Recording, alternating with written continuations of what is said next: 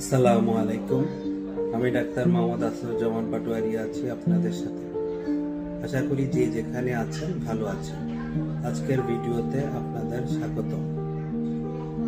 অনেকেই আমাকে প্রশ্ন করেছেন যে ডেঙ্গু আক্রান্ত রোগী কতদিন পর্যন্ত সেই জীবাণু বহন করতে পারে বা ছড়াতে পারে মানে হচ্ছে এই রোগীকে মশা কতদিন পর্যন্ত কামড় দিয়ে আরেকজন সুস্থ মানুষকে কামড় দিলে ডেঙ্গু আক্রান্ত হতে পারে।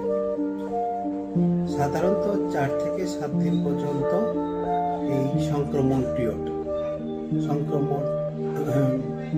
এই সময় মশা যদি কোনো ডেঙ্গু আক্রান্ত রোগীকে কামড় দিয়ে অন্য একটি সুস্থ মানুষকে কামড়ায়, তখন হচ্ছে সেই সুস্থ মানুষকে ডেঙ্গু আক্রান্ত হবে।